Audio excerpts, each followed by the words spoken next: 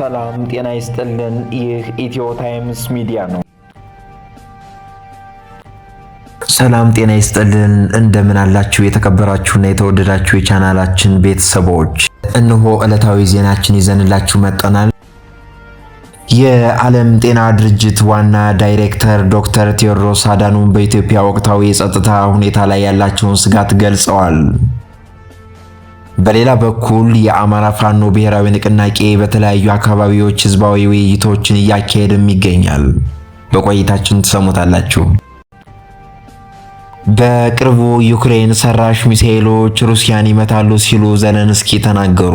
ይህንንም በቆይታችን ትሰሙታላችሁ። እስከ ዝግጅታችን ፍጻሜ አብራችሁን ቆዩ።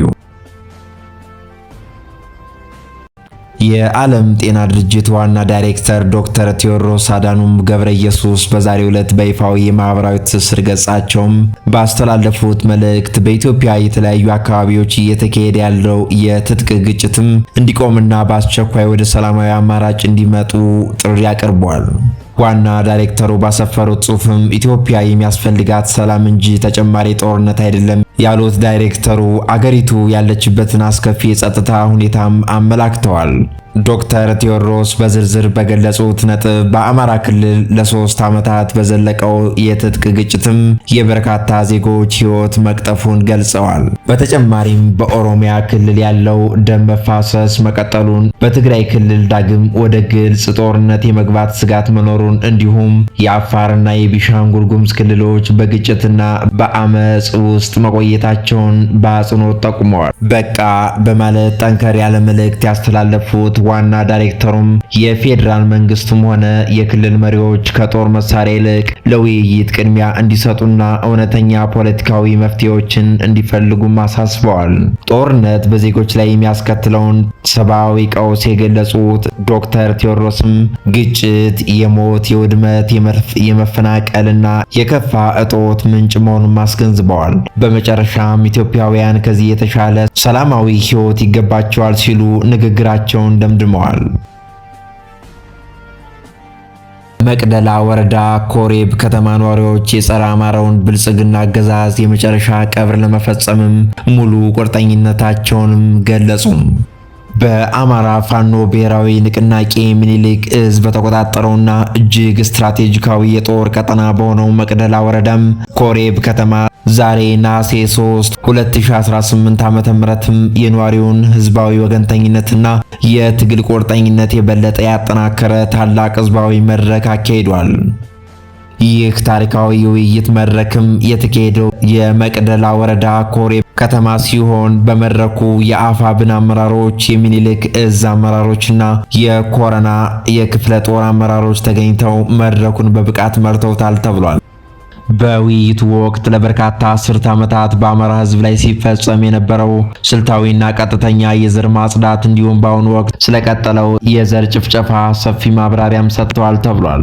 የህልውና ትግሉን መነሻና መድረሻ በሚመለከት ደግሞ ሰፊ ማብራሪያ ያቀረቡት መድረኩን የመሩት አመራሮችም ትግሉ ህዝብን ከእልቂት የማዳንና ፍትህ የማስፈን ህዝብን የመጠበቅ ትግል መሆኑን አጽንኦት ሰጥተው አብራርተዋል ተብሏል። መድረኩን የመሩት አመራሮች ፋኖ ከሌሎች አጋር ኃይሎች ጋር የሚያደርገውን ትብብርና ወታደራዊ አጋርነት እስከምን ድረስ ሊሆን እንደሚችልና የጋራ ግቡን በሚመለከት ግልጽና ተጨባጭ ማብራሪያም ተሰጥቶበታል።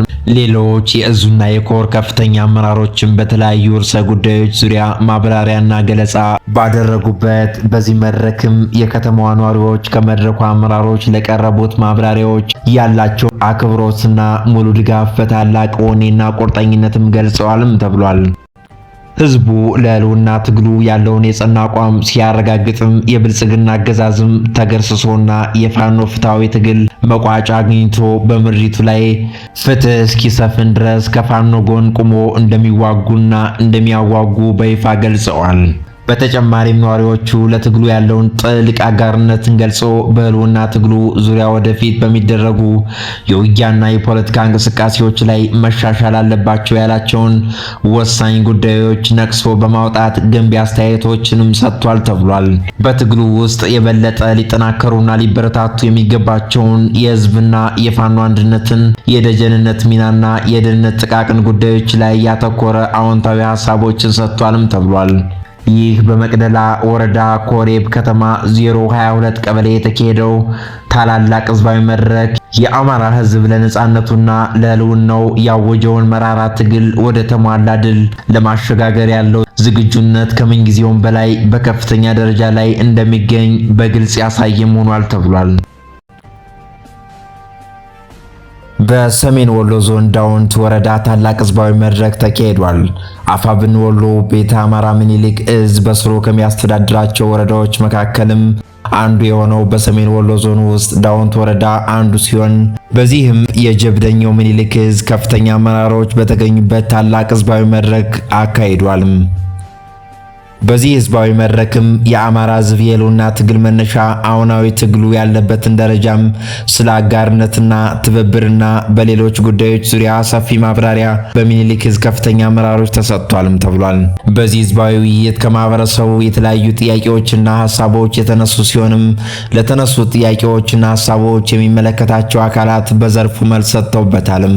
ማህበረሰቡም ለጠየቋቸው ጥያቄዎች ፈጣንና ግልጽ ምላሽ በመስጠታቸውም እንደተደሰቱ ገልጸው ካሁን በኋላ ከፋኖ ጋር በጋራ ሆነን ይህንን የብልጽግና ስርዓት ለመጣል ዝግጁ መሆናቸውን አረጋግጠዋል።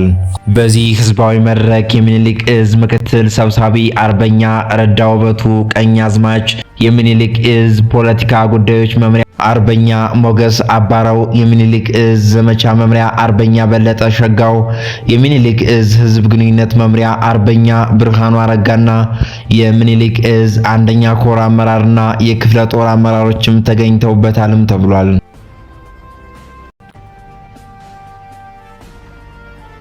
በቅርቡ ዩክሬን ሰራሽ ሚሳኤሎች ሩሲያን ይመታሉ ሲሉ ዘለንስኪ ተናግረዋል። የዩክሬኑ ፕሬዝዳንት ዘለንስኪ ምሽቱን በሀገራቸው ቴሌቪዥን በተካሄደው ቴሌቶን ላይ ባደረጉት ንግግርም በሚቀጥሉት 2 ወይንም 3 ወራት ውስጥ አዲስ ሚሳኤል ወደ ውጊያ ውስጥ እንደሚያስገቡ ገለጹም። ይህ ገለጻቸው ፋየር ፓይንት የተሰኘው የዩክሬን ድርጅት ባላስቲክ ሚሳኤል እየሰራ መሆኑን ማስታወቁን የሚያረጋግጥም ሆኗል ተብሏል። ድርጅቱ ከቀናት በፊት ለሮይተርስ በሰጠው መግለጫም ኤፍፒ7 የተሰኘ ባላስቲክ ሚሳኤል ሰርቶ ማጠናቀቁንና ከዩክሬን መከላከያ ሚኒስቴር ሰርተፊኬት ማግኘቱን ገልጾ ነበር። ዘለንስኪ በምሽቱ ቃለ ምልልሳቸውም ስለነዚህ ሚሳኤሎች ሰፊ አጠቃቀም መናገር አልችልም፣ ምክንያቱም አንዳንድ ነገሮች በዩክሬን ላይ የተመረኮዙ አይደሉም ብለዋል። ጨምረውም ይህ ሚሳኤል በብዙ ነገሩ ከሩሲያ ባላስቲክ ሚሳኤል ጋር ይመሳሰላል ያሉ ሲሆንም ነገር ግን የሚሳኤሉ የተወሰኑ ክፍሎችም ከውጭ ሀገራት የሚመጡ ናቸውም ብለዋል። ሚሳኤሉን በብዛት ማምረት እንደሚከብዳቸው አስረድተው ይሁንና አስተማማኝ ሚሳኤል እንደሚሆን እርግጠኛ ሆኜ እናገራለሁ ማለታቸውም ካይቭ ፖስት ዘግቧል። የእስራኤል ጠቅላይ ሚኒስትር ቤንጃሚን ኔታንያሁ የአሜሪካ ፕሬዝዳንት ዶናልድ ትራምፕ ያቀረቡትን ባለ 15 ነጥብ የጋዛ የሰላም እቅድ ውድቅ ማድረጋቸውን አስታወቁም። ጠቅላይ ሚኒስትሩ እሁድ ዕለት ለካቢኔያቸው እንደገለጹትም ሐማስ ሙሉ በሙሉ እና እውነተኛ በሆነ መንገድ ትጥቁን እስካልፈታ ድረስ የእስራኤል ጦር ከጋዛ ምንም አይነት የማፈግፈግ እርምጃ አይወስድም ብለዋል። የትራምፕ የሰላም ቦርድ ባለፈው ወር ሐማስና ሌሎች ታጣቂዎች ትጥቅ እንዲፈቱ ስምምነት ላይ መደረሱን ይፋ አድርጎም ነበር። ሆኖም ሐማስ ከባድ መሳሪያዎችን የሚያስረክበው እስራኤል ጥቃቷን ሙሉ በሙሉ አቁማ ጦሯን ከጋዛ ስታስወጣ ብቻ መሆኑን በመግለጽም ቡድኑ ለ15 ነጥቡ የሰላም እቅድ ትግበራ አሁንም ቁርጠኛ መሆኑን አስታውቋል። የእስራኤል መንግስት የወሰደው ይህ አቋም ግን ባለፈው ዓመት መስከረም ወር ላይ ይፋ ለተደረገው የትራምፕ የሰላም እቅድ ትልቅ እንቅፋት ሆኗልም ተብሏል። ኔታንያሁ የቅርብ አጋራቸው የሆነችውን አሜሪካን ላለማስከፋት ቢጠነቀቁም በቀጣይ ከሚካሄደው የእስራኤል ምርጫና ከቀኝ ዘመም የቅንጅት አጋሮቻቸው በሚደርስባቸው ከፍተኛ ጫናም በጋዛ ጉዳይ ላይ ለማላላት ፈቃደኛ እንዳልሆኑ ታይቷል። እንደ አውሮፓውያን አቆጣጠር በጥቅምት 7 2023 ሐማስ በእስራኤል ላይ በከፈተው ጥቃትም 1200 ሰዎች ተገድለው ከተቀሰቀሰው ጦርነት ወዲህ በእስራኤል የአጸፋ እርምጃ ከ73000 በላይ ፍልስጤማውያን መገደላቸውና ከ1.9 ሚሊዮን 90 በመቶ የጋዛ ነዋሪ መፈናቀሉን የተባበሩት መንግስታት ድርጅት መረጃ ያሳያልም ተብሏል።